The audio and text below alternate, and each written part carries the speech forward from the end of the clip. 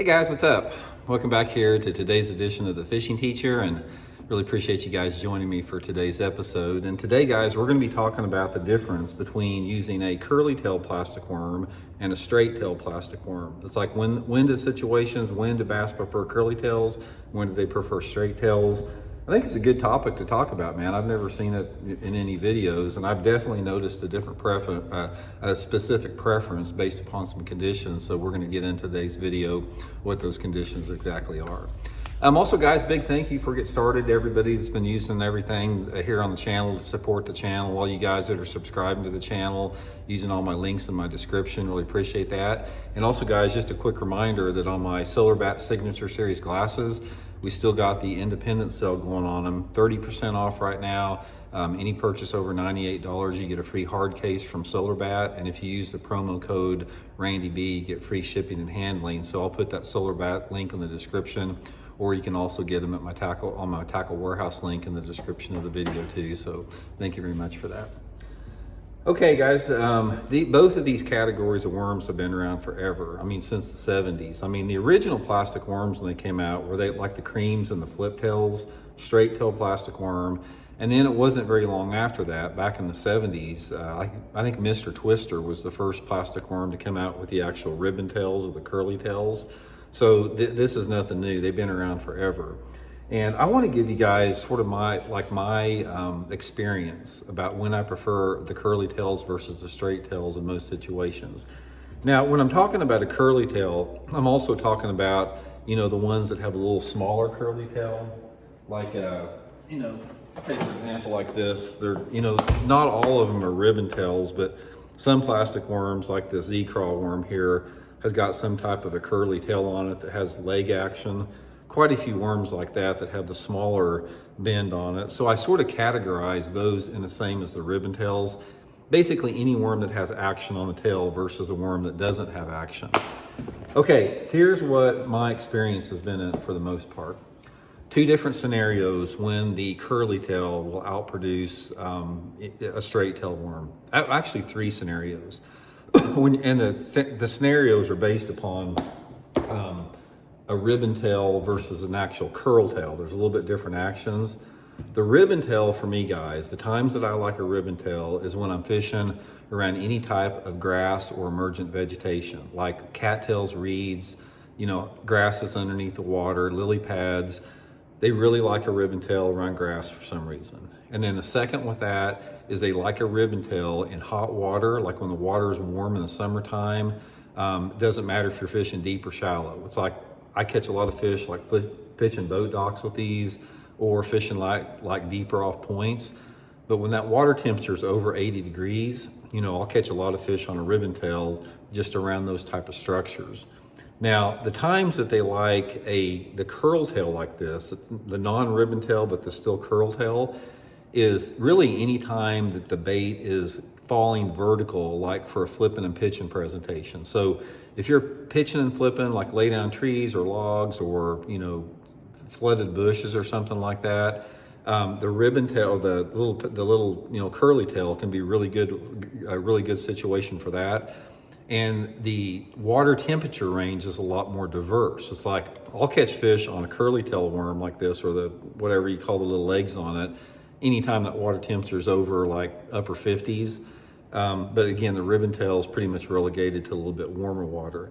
Another thing you're going to find about it is they tend to like a ribbon tail or curly tail if the fish are in a little bit more aggressive feeding mood. So if they're biting a little bit better, they seem to prefer the action of a curly tail or some type of legs moving. Now the straight tail for me is when you've got a couple different scenarios. You've got fish that are a little bit more inactive. A lot of times you'll have waters maybe it's a little bit clearer. Say for example, a straight tail worm is really good in clear water. It just doesn't, it's a little bit more diminutive and doesn't have quite as much action on it. Not to say it's relegated to clear water, because I've caught a lot of fish like on a black, Magnum finesse worm in dirtier water. But those tougher fishing conditions where, maybe a post-front situation where the fish are not in a real positive feeding mode, a heavily fished public body of water that gets a lot of fishing pressure, they tend to prefer straight-tailed worm a little bit better.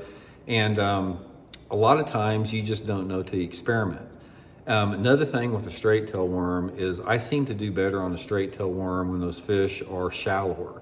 So if those fish are in like less than 3 or 4 foot of water, there's something about the subtleness of a straight tail worm that's a little bit more appealing to the fish than like a ribbon tail or something like that.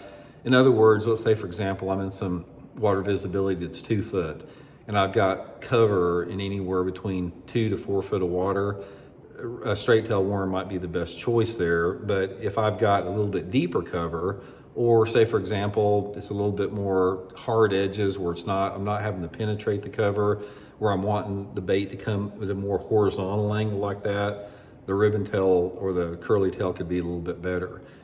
Overall, it's like I catch more fish on a straight tail worm like this, either when it's falling vertical or dragged straight across the bottom, and the ribbon tail is more for a horizontal fall or even a horizontal movement through the water, and the little curly tail is more for a straight vertical fall too.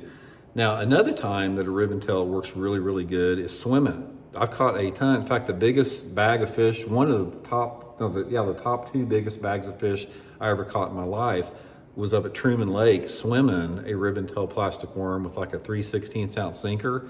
So if you've got some type of cover that's in 2 to 4 foot of water visibility, and that cover is like a vertical cover, like maybe some submergent or standing timber or dock piling, or maybe even a tree in the water, you can take a ribbon tail worm and just swim it underneath the water, just, halfway down the water column can be pretty good with that. Ultimately though, those are guidelines that I just gave you, but it's like anything else we talk about in bass fishing. You have to experiment to see what the bass prefer. It's like, I can't give you I can give you some guidelines and say, hey, I've caught more fish on a ribbon tail in this situation. I've caught more on a straight tail in that situation. There's always exceptions to the rule every single time. You have to fish both of them to determine what the bass prefer. Because while you do have a guideline and a foundation to begin with, I'm going to say that that's effective about 50% of the time. And the other 50% of the time, it's a matter of just what the bass want that particular day in and day out. You just don't really know. So if I'm on some type of a worm bite or a creature bite, I usually have both. And here's one of the things that's worked pretty good for me. Let's say, for example, I'm catching them on a ribbon tail worm or curly-tailed worm, and I'm working down a shoreline and I'm, pitching everything in front of me. I'm pitching lily pads, lay down trees, docks, or whatever like that.